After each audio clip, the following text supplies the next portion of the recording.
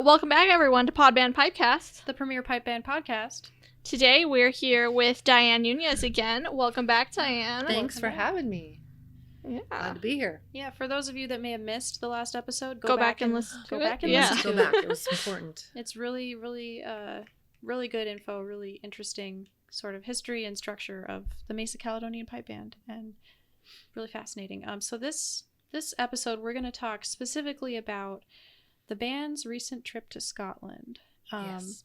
Now, so Dianne was actually sort of the mastermind behind this whole thing. Evil mastermind behind this particular trip. Yeah. So the band actually went to Scotland in 2001, 2003, 2005, 2007. And then there was this long gap. And now in 2019, in June, we went again. But it was a little bit of a different trip. Yes, it was. First, going back all the way back to 2001, I wasn't in the band at that point. Sorry, it was too long ago. But you did go to Scotland. I you did were just go. Little, yeah. I was dragged. For those of you that don't know, she's my mom. So thanks, Mom, for dragging me to Scotland. What was the initial reasoning behind why the band wanted to go to Scotland? Well, it's like the motherland, and I don't know whether I was involved in the initial discussions, but I know Chris was talking about that with the band, and he talked to several other members of the leadership, and which I wasn't pipe sergeant at that time, but he said we really need to try to put a trip to Scotland together, because you don't know what it is you're doing until you stand there in Scotland, for example, at the Bridge of Allen Games, and you look up. On one side of you is Stirling Castle, and in front of you on the other side is the Wallace Monument. You don't know what history is until you've actually done that. And they started talking about it in probably 99, in 98, 99, thinking, well, they would go maybe in 2000. Well, that did not happen. They couldn't put it together, and people were saying it's too big a trip. You can't do it. There's no way you can do it. And so finally, almost just kicking and screaming, dragged everybody else into that, yes, we can do it, and this is how. And so, we, for those trips, those 4 trips that we went, you notice they were all on an odd year. The RSPBA, or the Royal Scottish Pipe Band Association, alternates what set you play for different years. So for those particular odd years, it was the medley competition. And so that's what we thought, hey, we obviously play an MSR, which is a March Strathspey reel.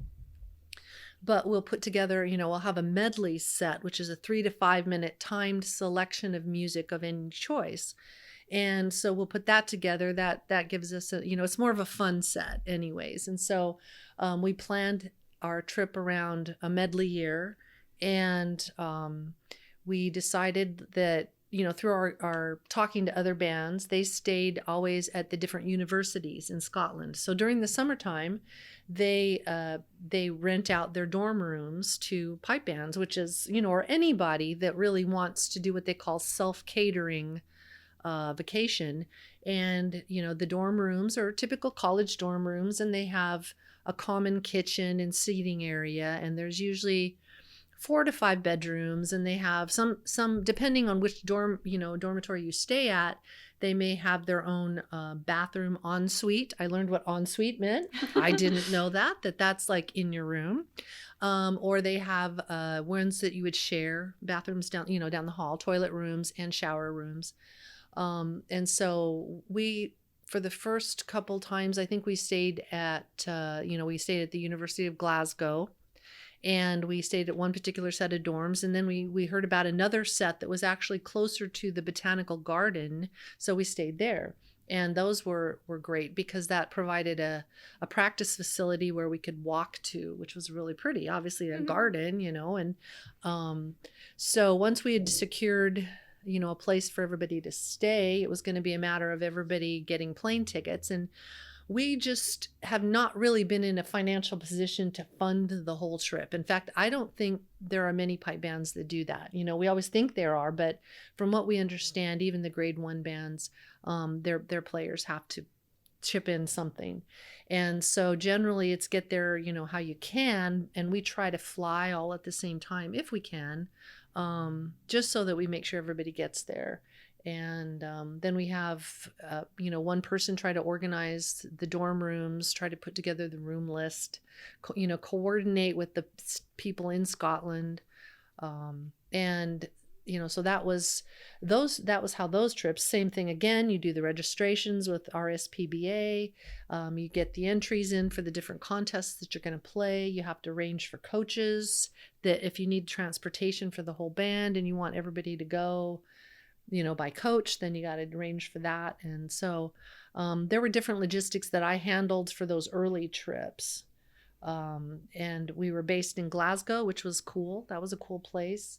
Got to see that. And I ate so many fish and chips. You just would not even You believe. have to, Oh my yeah. gosh. I mean, every time. Well, yeah, and I remember one year we went, and I was young at the time, so I don't remember which trip it was, but it was right during the mad cow issue, the mad cow scare. Right. That was early. Yeah. So they said, well, don't eat beef over there because they have a lot of mad cow disease. It's like, well, I guess I just got to eat fish and chips then. Fish and chips. All right. Okay. Yeah. And they deep fry like everything. And it was just awesome. Yeah. So yeah, they have the best fish and chips, I tell you.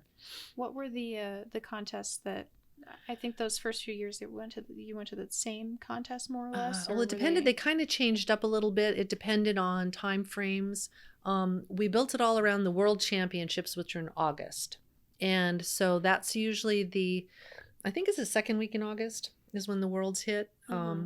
And so we would have, try to get there the weekend before, you know, the week, so that we could have a full contest you know, run before the Worlds. So generally we would maybe fly out on a Tuesday. You arrive on a Wednesday because, you know, there's that time difference thing you got to remember. Mm-hmm. And we had some people forget that this year. They didn't realize they were getting a day later than they expected they would.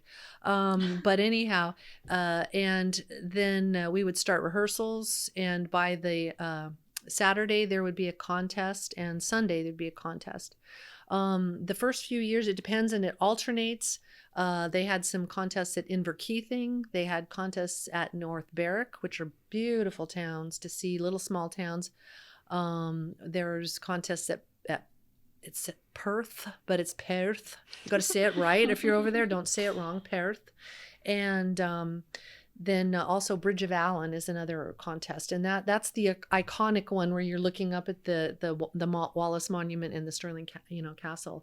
So those are the ones that are, classic.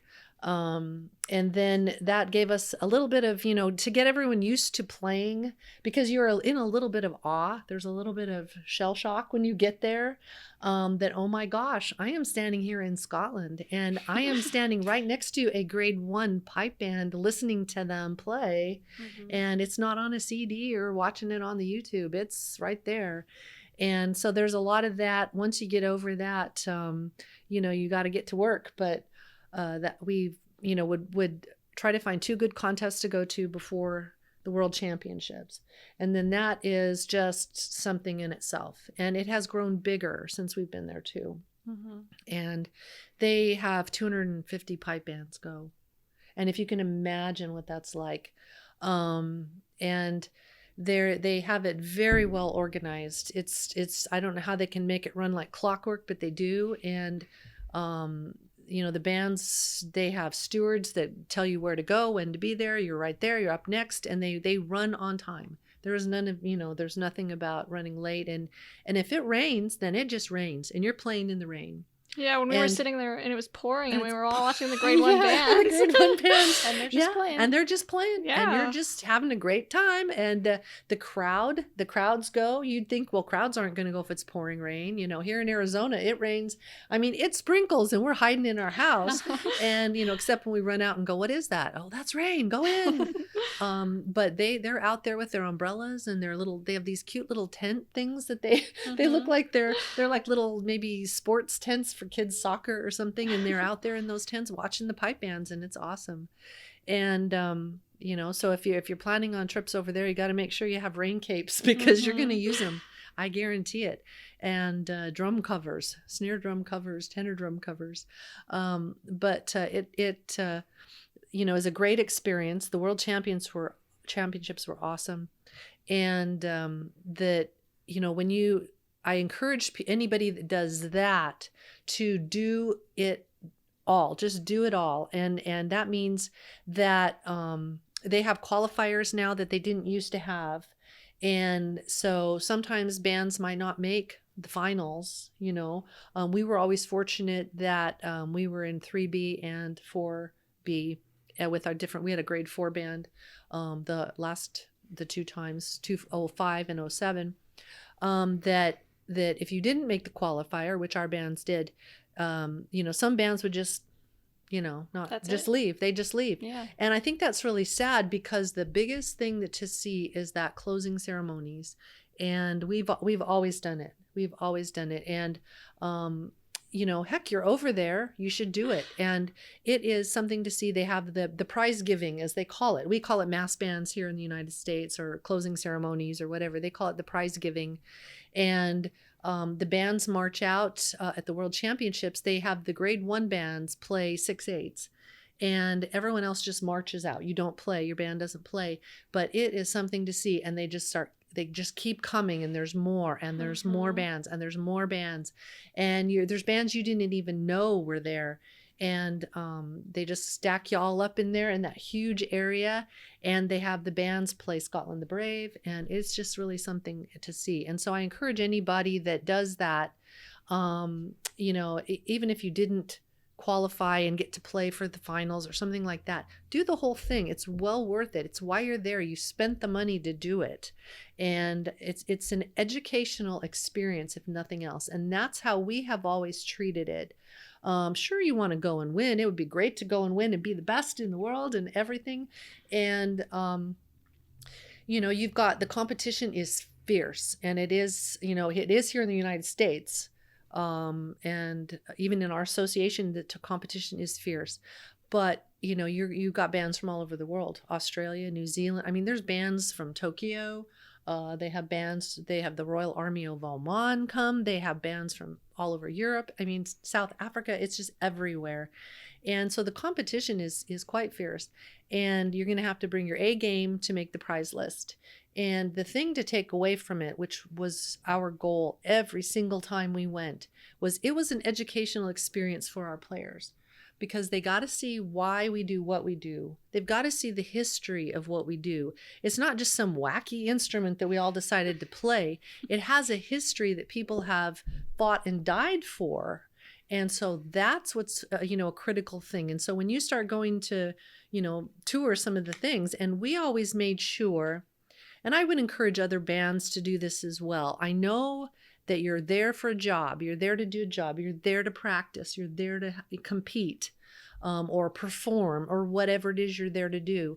And yeah, that's your job. But you need to give your people time to go out and see what the country looks like. Mm-hmm. So what we tried to do, we've tried to do it every single time. And we've had other bands say, wow, that's a great idea. But we would rehearse in the mornings. We'd say, this is rehearsal call time is 9 a.m. Be out there wherever your rehearsal is. If it's at the Botanical Gardens, or this time when we went, it was at Holyrood Park. Be there by 9 o'clock. And we're going to rehearse. Plan on a couple of hours for that.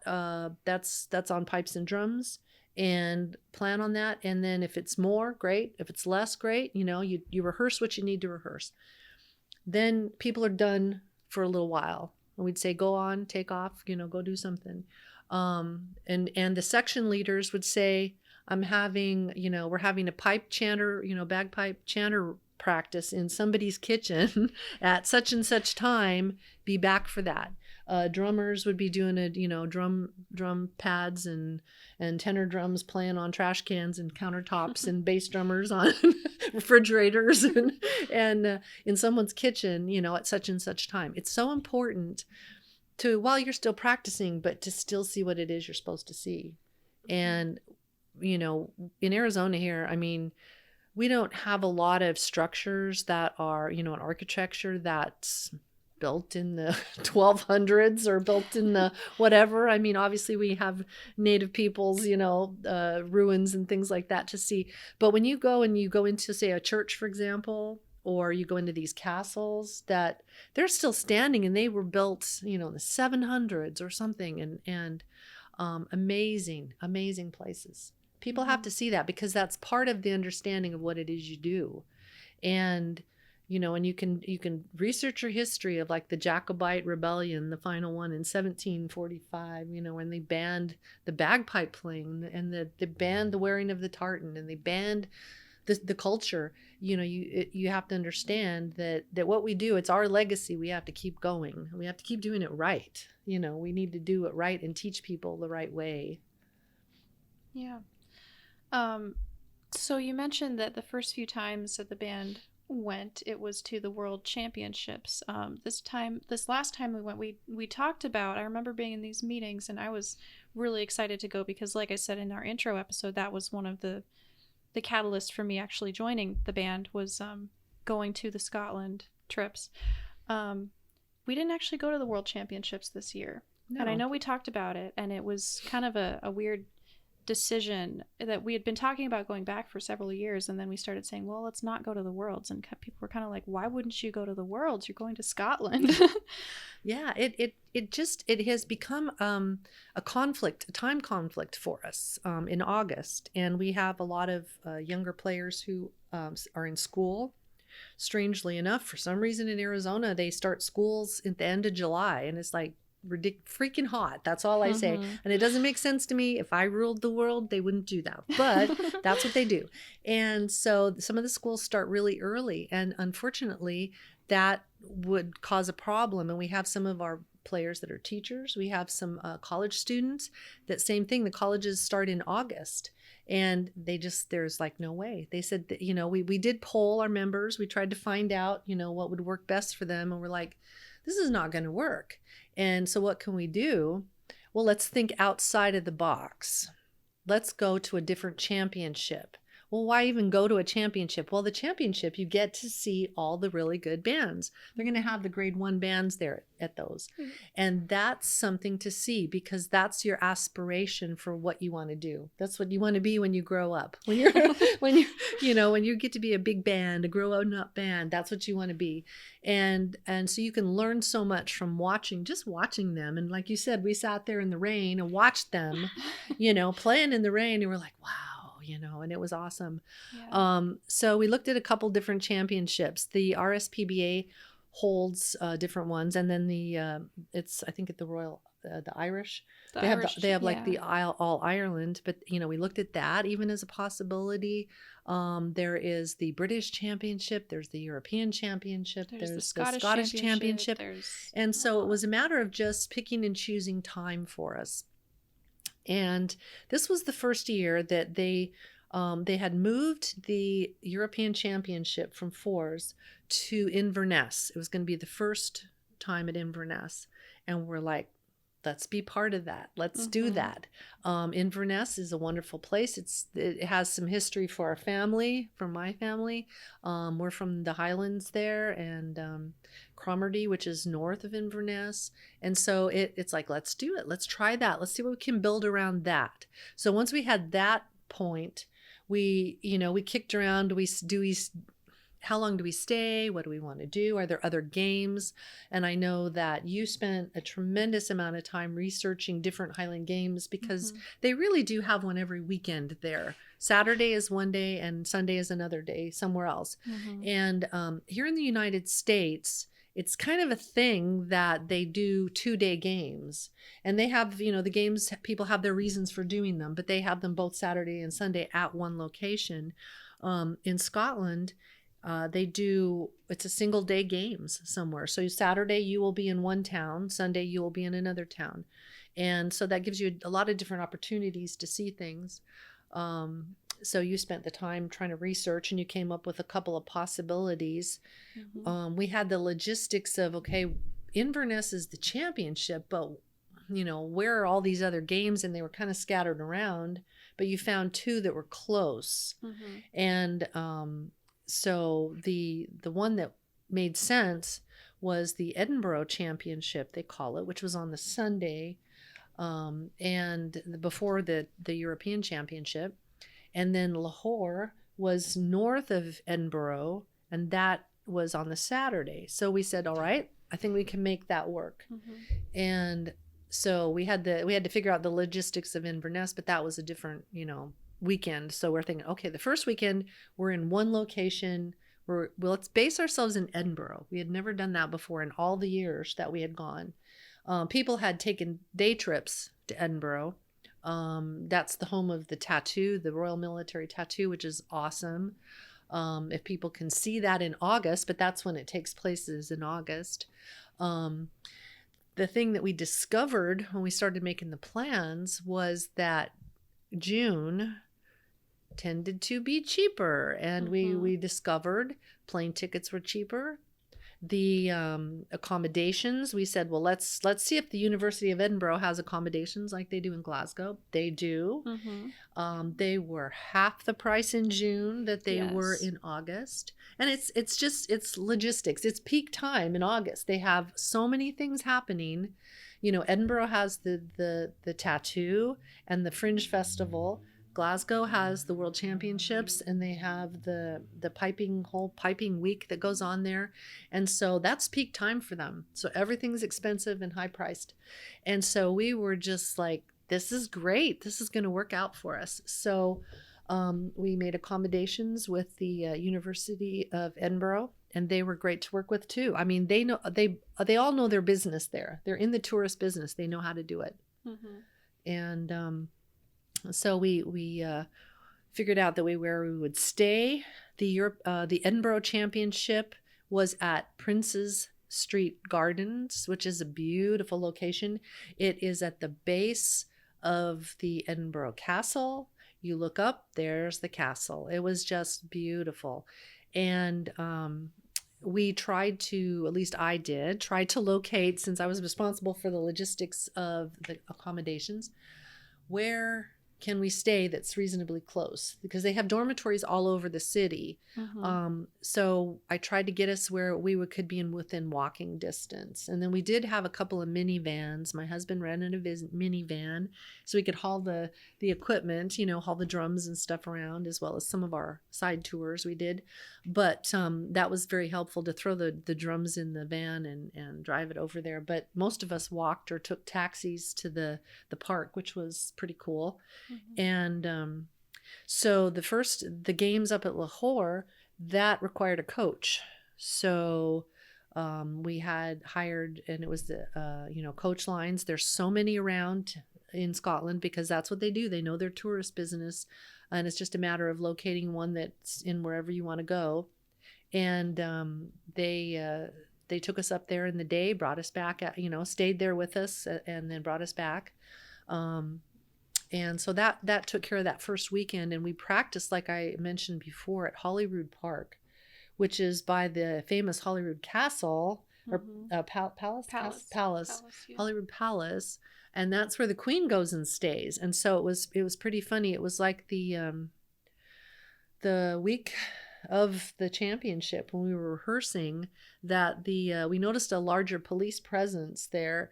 And a couple of the members decided to ask them what was going on, and they said, well, they were getting, prepared for the Queen to come. And in fact, one of the days that we were there, they said you can only rehearse until, you got to be out of here by noon. And we were start at 9, so that was not really going to be a problem. But they said, yeah, she was coming in that day. So, and they had to clear it out for for security reasons. But we could look up from the park and from our dorms and look up at Arthur's Seat, which is the hill that was there. And I know you guys hiked it, which I did not get to do. It was a lot of hiking. I did not get to do that. That's maybe my bucket list thing for next time. But it was just beautiful. And you look up there at this beautiful peak, and I know we have a lot of pictures of it on our Facebook page that people have posted and stuff, because it was gorgeous and so green. And that's what we see here. We were a 10-minute walk from the castle, also Edinburgh Castle, yes, which was awesome. We did that, like, I think one of the first days we were there. We're like, well, let's walk down to the castle. Like, yes. How many times would you be able to say, well, I'm just going to walk outside my accommodations, just walk to the castle? Like, that's insane. Yeah, and the wall that was right there in front of our dorms. Yeah, the Flodden Wall. The Flodden Wall. Which was part of the original wall that was that encircled the city of Edinburgh. Which defended, it was the defense for Edinburgh. And we're like, there's that wall. And that wall's from, like, I don't know. I don't even know what year it was like from. The 800s or something crazy like that. It is still there. And it was pretty cool.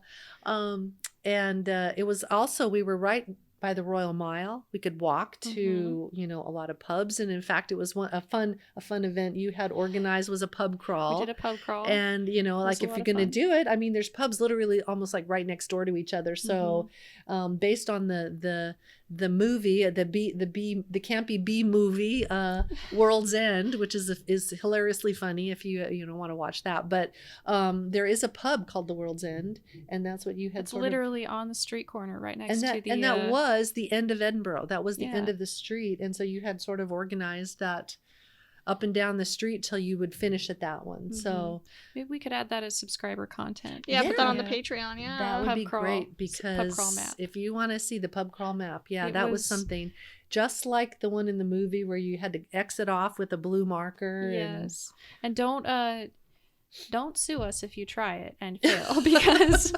we did it and it was a lot. It was a lot. It was 12 pints. Because in the movie there's 12 pubs and you got to have a pint at each one, right? And so they say, yeah. It was quite a bit of drinking.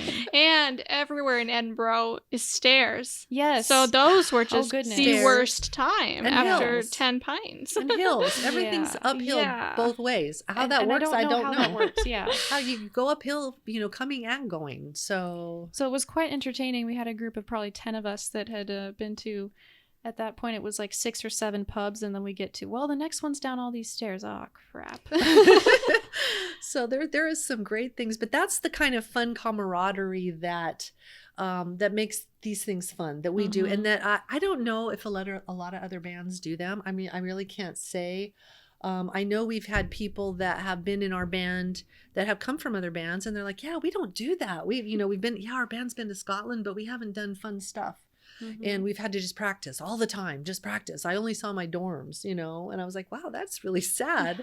You spent all that money and well, and the thing is, we did improve a ton. Like, I'm sure there's video evidence if you want to go back and watch some of videos of our contests from before we went and then after we went. It was incredible, the amount that we improved. And it's not like we slacked off and just went to pubs all day. I don't want to say that. No, we don't infer that. But it was just incredible. And it was like, we had pipers like you and like all these other pipers in the band who had been doing this they'd been playing for however many years. And they were even making improvements. And it's just like, what is going on, guys? How do we sound so good after? Well, and you do improve because you practice every single day. And if we're all honest, do we really all practice every single day? I mean, really? No, you should. We should. And I always tell my students, I'm like, if you could do like just 15 minutes even, your bagpipes will love you, and they are a lot easier to play when you neighbors don't, won't love so much. Neighbors and pets not. But so we would practice every single day. We would do sectionals and stuff. And that's even a lot of, like I said, maybe it's just our group, our people, because we really do have a great group of people, but we would have a lot of fun and we would get a lot of work done. We would accomplish a lot, and we would still, do the job that had to be done, as well as still have fun, and I got a kick out of, we're like, okay, we're going to do a complete band practice chanters, drum pads, the works, in the pipe major's kitchen, you know, at this time. Okay, we're all there. And we are literally crammed in there. And I mean, there's not enough seats for people. So we're bringing like, they have like in the dorm rooms, they have little desk chairs for everybody at little desks, you know, for students. So people are wheeling desk chairs in. Some people are standing. It got to be like, okay, well, tenor drummers, you don't need to sit. So you guys are standing. Accidentally hitting the cabinets in the kitchen. You know, our bass drummer, he's like having to use the refrigerator as the bass drum because there's like no counter space even for him anymore. So that was pretty cool. And we got pipers just everywhere, and it was great. And you know, and same thing, it's a lot of fun, and you get to feel like you're a family. You know, you know, and if you don't feel like you're close like brothers and sisters, you're like crazy cousins, you know. And with family, yeah, you have people that you're like, I am so sick of seeing that person, you know, they're driving me nuts. But you know, but it's just like being in a family, you know, you get used to everybody. And especially when you travel and you do a big trip, long trip. You know, everybody, when you live with people, you learn, you learn, wow, that person's really messy, or wow, that person's really neat and they're so picky. And, you know, and that person eats weird food. And I know one trip, one of our snare drummers who roomed in my dorm with me, with you guys and with my son, was my son's friend. He took a hankering for canned haggis, and he was just liking, he would go that and buy that at the grocery store, and he'd cook that in the microwave. And let me tell you, that would stink up the place super bad. And so you get used to people, but it was a lot of fun. And like you say, we improved a lot. And the goals again are, we want to go out and play better every single time we go out. That's the objective. And if we make the prize list, great. If we don't, great. But we want to at least feel good about how we played. And we don't want to hang our head and say, well, you know what? We wasted that run. We wasted that money. We wasted that time. And instead we actually came back saying, you know, we actually improved. We did play really well. And we played against some really tough bands, some really good bands. And what you find over there is that the youth bands, the juvenile bands, the kids, they can kick your butt up and down the field. They are so good.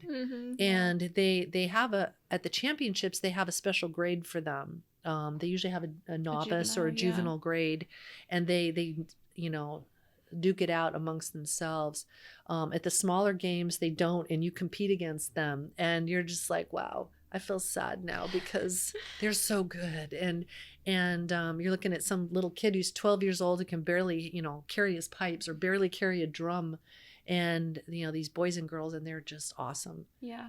Well, and a lot of people from the U.S. don't realize we have marching band here. We do, you know, whole brass section, drum line, everything.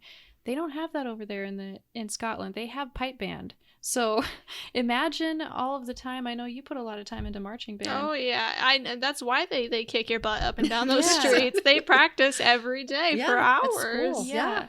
And that's just part of their culture there. And I think that's part of the reason, even for this podcast, is like, we don't have that in the US. We don't have any of that. Right. So you say to your friends, hey, I'm in a pipe band, and they're just like, what are you talking about? Well, I told somebody that the other day, and they were like, what makes it a pipe band? Yeah. And you're like, bagpipes? Yeah. And then what I like is, I'm a drummer in a Scottish bagpipe band. Oh, you play the bagpipes? No, did you hear what I just said? Yeah, it's crazy. It's a whole different culture. And I'm sure if there's anyone listening from the UK, you're just going to be like, what are you guys talking about? But trust me, like, you guys, I don't want to say you don't know how lucky you are, but really, you don't know how lucky you are. We think it's great. Yeah, it's bagpipe heaven for us. And like I said, we were walking over at the European Championships. We got there and we're walking around like, wow, we're at the championships. And I'm walking with my husband and I go, oh my God, Sean, that's Field Marshal. Oh my God, it's Inverary. And he's like, what are you talking? I'm like, these are grade 1 bands. I get to actually see them in celebrities. person. These are, this is who we aspire to. It was crazy. It's like, you don't get that in no offense whatsoever to our American games, but it's just a whole different ball game. It's a different culture. Different pipe game. Just a funny side note on pipe band. That's what we say, pipe band. But for some reason, you know, we are on Facebook and on you know, the internet, on our website. We get a lot of traffic and a lot of follows and a lot of different things. And it must bump us up in the internet search engines, because I literally get a call a week, because my phone number is on there, so don't be crank calling me. But that my phone number is on there because I take a lot of information for the band, for shows, performances, and students. And so I take all that information and network it to where it needs to go. But I get calls and people ask me do I have steel corrugated pipe? Do you have construction grade? And I'm like, whoa, wait a second. Pipe? This is a bagpipe band you're calling? What? It's a bagpipe band. We're a bagpipe and drum band. And, oh, I'm really sorry. and they hang up all embarrassed. And I was like, wow, did you read what it said when you looked it up on the web to see what actually, or even the looking pictures. Up pipe. Yeah. And I do get a lot of interesting calls. I got a call from a guy one time. He was calling from back east, and he knew he was calling a bagpipe band because he said, "If I hum you a tune, can you tell me what the name of it is?" Oh, geez. I was like, "What? Are you kidding me? I'm terrible with tune names." And so he's like, "No, I've heard this tune, and I want to know what it's called because I would like to play it." Oh, all right, go for it. I'll see if I can. And coincidentally, it was something we played. Oh. And I was like, "Oh, that's easy. Ding, ding, ding. I win. I get this one." And so I've had that call. Another funny call is I had an older lady call me, and she lived in the Phoenix metro area, and she asked where she could get a kilt dry cleaned. And I was like, "A dry cleaner?" And she said, "Well, yes, but where?" And I was trying to, where are you located? And I'm trying to search for her and find out. I like to be helpful, but, and by the way, don't tell them to press the pleats because they'll charge you separate pleat charges like it's draperies or something. Oh. So yeah, but it's interesting. Yeah. The things you run into with bagpipe bands. So, speaking of that, I know since you're like a pipe band hotline, Yeah. and we're trying to make this podcast informational, and I think we've gotten a lot out of these past 2 episodes. Let us know. Send us an email or a comment or At podbandpipecast@gmail.com. yes, send us something to let us know any information you want. We can definitely have her back on the show if you have specific questions for her.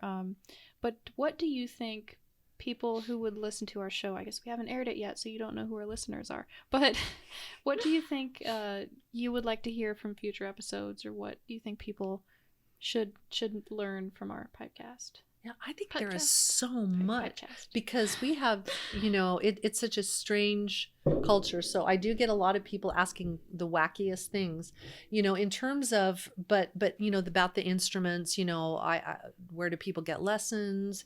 What is it, what does it cost? What does it take to be a bagpiper or a drummer? But a lot of it, I think too, just within the pipe band culture, there's not a lot out there for people. So bands are generally inventing the wheel every time you want to do something. Mm-hmm. So even if that means, and I did recently give information on a band how to, try to even research nonprofit status, for them because they wanted to become a nonprofit. And you kind of need that for fundraising. You need to be a professional, reputable, organized group. So that's one thing. Going to Scotland, I had it I had this band from the East Coast call and ask me the same questions that you guys kind of were, wondering about. What does it take? What's involved? Where did you go? Who did you talk to? Well, and so, after I talked to them, they're like, well, that's not so hard. It doesn't sound so bad. So sometimes the things that you think are really, really difficult, somebody's probably done them and you just need to reach out. And I think that this will be a great resource for people that you guys are doing within the pipe band community and the community at large that just wants to know stuff about bagpipe bands. We're regular people too. People who have regular jobs and regular families and friends and stuff. And it's just something different that we do culturally. You don't have to be of Scottish descent or culture or Celtic or anything to do it and like it. It's if you just like the music and you like the history and you're willing to work hard and you can do the same thing. So I would encourage people who watch it to, if you have different things that you've been thinking about that you need help with, we've probably done them, because we have done a lot of things, and that we are, I think we're premier in what we do. Everything we do is professional and well organized, and we have a lot of professionals from a variety of careers in our band too, that are great resources. So I would encourage people to contact. The email again is podbandpipecast@gmail.com. That would be great. Yeah. Shoot an email there. And fun trivia fact that I just realized, or I realized earlier, I wanted to mention it. The next year in 2020 is going to be the Mesa Caledonian Pipe Band's 40th year in existence. It was founded in 1980.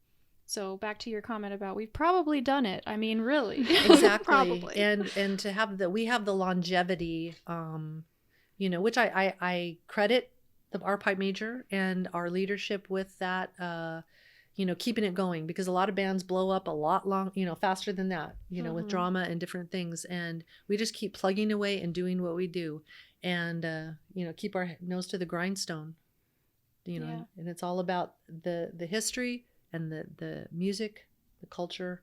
And, if that's part of it, we're going to be in the middle of it, right in the middle of the whole thing. Right in the middle.